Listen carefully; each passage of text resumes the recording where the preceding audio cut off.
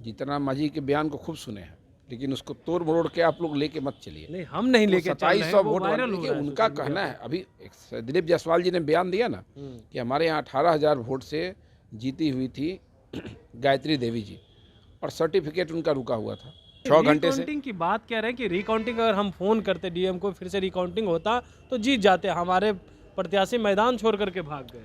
ठीक तो बोले हैं कि अगर मान लीजिए अगर किसी को शंका है कि रिकाउंटिंग होना चाहिए, अगर उसकी बात को एडमिनिस्ट्रेशन नहीं सुनता है तो जीतनराम मांझी जी को कहते तो फ़ोन करते कि रिकाउंटिंग कीजिए। पवन जायसवाल से नहीं हुआ कि 179 वोट से मात्र हार गए, आप भी रिकाउंटिंग करवाते, जीत नहीं सकते नहीं, थे। मैं तो 178 वोट से चुनाव हार गया। तो हम देखें, जो पोस्टल बैलेट था उसको एक झलक देखें। हमको लगा कि पोस्टल बैलेट से केवल हमारे जीत हार का अंतर गड़बड़ा नहीं सकता है।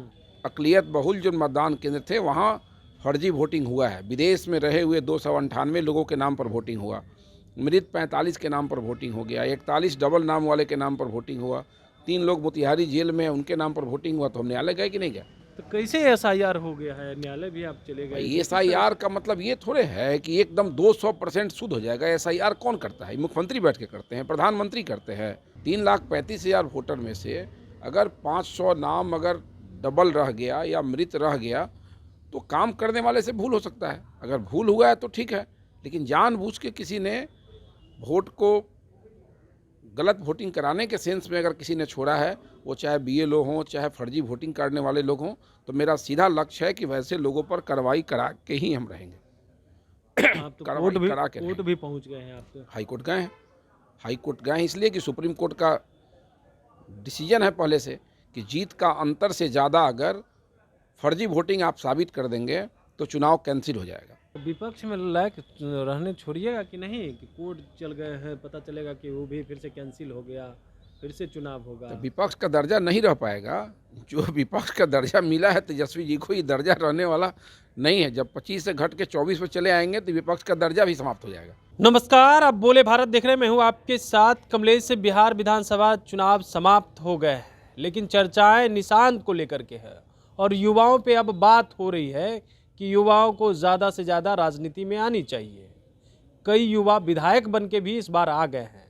अब निशांत पर बात हो रही है कि निशांत राजनीति में एंटर करें, क्या बीजेपी के लोग स्वीकार करेंगे? हमारे साथ बात करने के लिए पूर्व विधायक हैं पवन जायसवाल जी। क्या कहेंगे? युवाओं पे अब आजकल खूब चर्चा हो रही है, निशांत को लेकर के चर्चा हो रही है। क्यों नहीं? निशांत जी में क्या अवगुण है? नौजवान है, सादगी से भरे हुए हैं, तो ऐसे परिस्थिति में निशांत जी पर कोई आपत्ति कोई क्यों करेगा? कौन आपत्ति कर रहा है इसके बारे में? बीजेपी स्वीकार करेगी नेतृत्व को? बीजेपी को निशांत जी में गुण ही गुण है। बीजेपी को क्या दिक्कत हो सकता है निशांत जी से? ये निर्णय तो जनता दल यू को लेना है ना, बीजेपी को थोड़े लेना है। फिर तो परिवारवाद का आरोप लगेगा ना। परिवारवाद किस बात का है? परिवारवाद क्यों? टैलेंट अगर है और वो राजनीति में आने के अगर इच्छुक हैं, ये निशांत जी को और जनता दल यू को निर्णय लेना है। परिवारवाद की बात होती तो नीतीश जी तो विगत 20 साल से लगातार मुख्यमंत्री हैं। अगर उनको पुत्र को लाभ देना होता तो इस काम को जब चाहते तब कर लेते। यही तो अंतर है नीतीश जी और लालू जी में, कि नीतीश कुमार जी ने कभी भी इन चीज़ों को बढ़ावा नहीं दिया। अब बढ़ावा नहीं देने की बात करें, लालू जी ने लाया तो जनता ने जीत करके ने भेजा है। लालू जी ने लाया कि लालू जी पूरा एकदम गोले मटोल कर दिए लगातार, तब ना आरोप लग गया। तेजस्वी जी तो ये कहते हैं ना कि जनता ने जिता करके सदन भेजा, तब ना आए, कि ऐसा थोड़े कि सीधे आ गए। फिर यहाँ का विधान परिषद बना हुआ किस काम के लिए है? जनता ने जिता के भेजा, क्या मतलब है? आपकी सरकार है। हम ये नहीं कह रहे हैं कि एक घर में 10 को प्रतिभावान व्यक्ति है, 10 राजनीति कर सकता है, उसको हम परिवारवाद की संज्ञा नहीं दे सकते हैं। लेकिन आप लगातार अध्यक्ष पद अपने पास रखिए। भाजपा से सीख लेना चाहिए ना। कांग्रेस के एक नेताजी का सुने ना बिहार में क्या उन्होंने कहा कि भाजपा से सबक लेने की ज़रूरत है कांग्रेस को। हमारे यहाँ वार्ड कमिश्नर रहा हुआ संजय सरावगी जी वार्ड काउंसलर थे, आज प्रदेश के अध्यक्ष हैं। नितिन नवीन जी सामान्य कार्यकर्ता से राष्ट्रीय अध्यक्ष बन गए। ये चीज़ आप राजद में देखेंगे क्या? ये आपको दिखेगा कांग्रेस में? नहीं दिख सकता है। कई दशक बाद, 2 दशक 3 दशक बाद अध्यक्ष बदलते हैं, परंतु खोजते हैं उसी को जो एकदम कमज़ोर हो। हमारे यहाँ वो चीज़ नहीं है। हमारे यहाँ प्रतिभा का सम्मान होता है। आपके यहाँ प्रतिभा का सम्मान होता है, लेकिन इस चुनाव को लेकर के चर्चाएं खूब हो रही है। जीतनराम मांझी के उस बयान को सुने हैं कि नहीं आप? जीतनराम मांझी के बयान को खूब सुने हैं, लेकिन उसको तोड़ मरोड़ के आप लोग लेके मत चलिए। नहीं, हम नहीं लेके चल रहे हैं, 2700 वो वोट वायरल हो देखिए, रहा है उनका सोशल कहना मीडिया है। अभी दिलीप जायसवाल जी ने बयान दिया ना पे। कि हमारे यहाँ 18,000 वोट से जीती हुई थी गायत्री देवी जी, और सर्टिफिकेट उनका रुका हुआ था नहीं, 6 घंटे से। रिकाउंटिंग की बात कह रहे हैं कि रिकाउंटिंग अगर हम फोन करते डीएम को, फिर से रिकाउंटिंग होता तो जीत जाते। हमारे प्रत्याशी मैदान छोड़ करके भाग गए। ठीक तो बोले हैं कि अगर मान लीजिए अगर किसी को शंका है कि रिकाउंटिंग होना चाहिए, अगर उसकी बात को एडमिनिस्ट्रेशन नहीं सुनता है तो जीतनराम मांझी जी को कहते तो फ़ोन करते कि रिकाउंटिंग कीजिए। तो दिलीप जायसवाल, पवन जायसवाल से नहीं हुआ कि 179 वोट से मात्र हार गए, आप भी रिकाउंटिंग करवाते, जीत नहीं सकते नहीं, थे। मैं तो 178 वोट से चुनाव हार गया। तो हम देखें, जो पोस्टल बैलेट था उसको एक झलक देखें।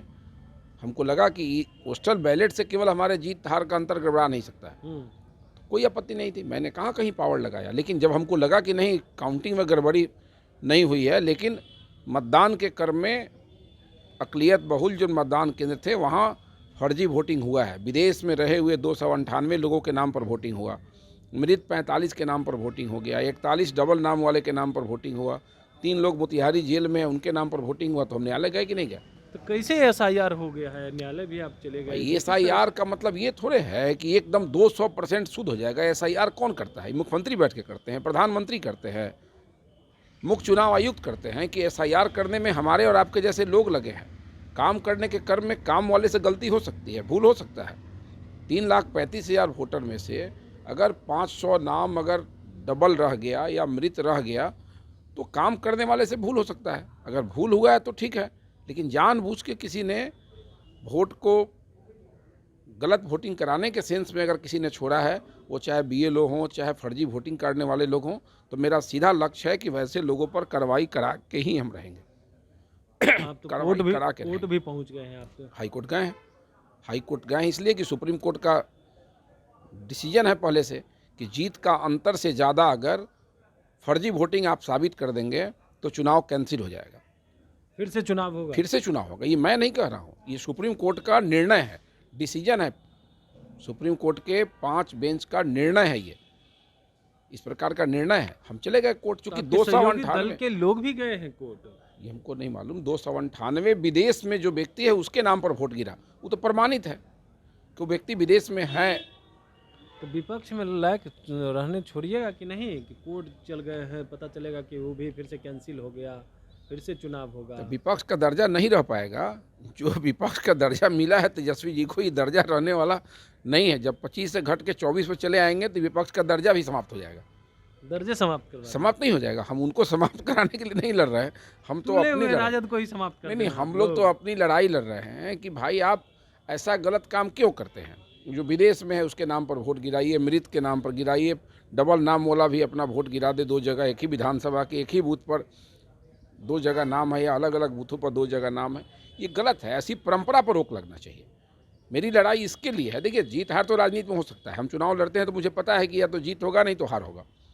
हम पहली बार चुनाव जीते और हारे नहीं हैं, लेकिन गलत चीज़, गलत परंपरा का विरोध करके उस पर विराम लगाने की लड़ाई लड़नी चाहिए। हम वो लड़ाई लड़ रहे हैं। आपके क्षेत्र में फर्जी वोट पड़ गए, यही बात तेजस्वी यादव भी तो लगातार उठा रहे हैं कि फर्जी चीज को लेकर के जो लोग ये कह रहे हैं, आप तेजस्वी यादव जी केवल रैली निकाल के लोगों को गुमराह करते हैं, और हम जमीनी फर्जी व्यक्ति को पकड़े हैं कि यह व्यक्ति विदेश में रह रहा है, सऊदी में है, कुवैत में है, अन्य देशों में है, और उसका वोट गिर गया। हम प्रमाण के रूप में उनका पासपोर्ट नंबर से लेके पूरा डिटेल्स दे रहे हैं। हमारे यहाँ के 1057 वोटर जो राज्य के बाहर थे, हम उनका शपथ पत्र दे रहे हैं। वो शपथ पत्र के दे रहा है कि हम नजफगढ़ में थे, मेरा बूथ संख्या इतना है, क्रम संख्या इतना है, मैं नजफगढ़ में था, मैं चुनाव के दिन ढाका विधानसभा में नहीं था, लेकिन मेरे नाम पर जानकारी मिल रही है, वोटिंग गिर गया। हम ऐसा शपथ पत्र दे रहे हैं।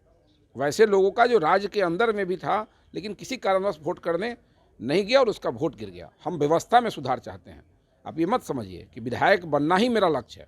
व्यवस्था में सुधार, व्यवस्था में परिवर्तन होना चाहिए कि कोई व्यक्ति के जनादेश का अपहरण नहीं हो जाए, कोई व्यक्ति के जनादेश के साथ खिलवाड़ नहीं हो जाए।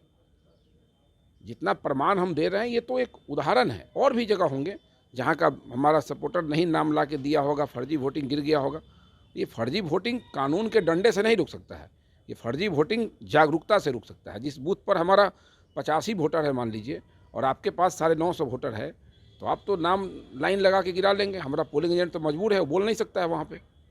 जहाँ भी आप दबदबा के बल पर फर्जी वोटिंग करने में सक्रिय होते हैं तो एडमिनिस्ट्रेशन क्या करेगा? कोई कंप्लेन करने वाला होना चाहिए ना कि नहीं ये फर्जी वोटिंग कर रहा है। हिम्मत किसको है? अगर मेरे गांव में मेरे बूथ पर फर्जी वोटिंग होगा तो हम अगर कराएंगे तो कौन व्यक्ति बोलेगा? अगर कोई बोलेगा तो उसको परेशानी होगी, उसको लगेगा कि विधायक जी हमको परेशान करेंगे। लेकिन हम तो कभी इस काम को नहीं करते हैं। जो लोग भी इस काम को करते हैं राज्य में उन पर विराम लगना चाहिए। मेरी लड़ाई उसके लिए है और हम इस लड़ाई को जीत के रहेंगे। जीत के फिर से हम बता दे रहे हैं कि मैं पूरे तथ्य के साथ, पूरे कागजी सबूत के साथ हम न्यायालय में गए हैं और मेरा केस देश का एक यूनिक केस है कि जीत का अंतर केवल विदेश के में रहने वाले के नाम पर जो फर्जी वोटिंग हुआ है उससे ज़्यादा है। बहुत बहुत धन्यवाद। हमारे साथ पूर्व विधायक पवन जायसवाल थे, तमाम सवालों का जवाब दे रहे थे, लेकिन इनके क्षेत्र में जो फर्जी वोट गिरे हैं उसके खिलाफ न्यायालय पहुंचे और कह रहे हैं लड़ाई लड़ते रहेंगे और जीतेंगे भी। यानी आरजेडी का एक सीट आने वाले दिनों में कम हो सकता है, इन्होंने सीधे तौर पे कहा है, क्योंकि फर्जी वोट से वो जीत गए हैं। आगे क्या कुछ होगा देखना दिलचस्प रहता है। बने रहिएगा बोलेबाज साथ। बहुत बहुत धन्यवाद।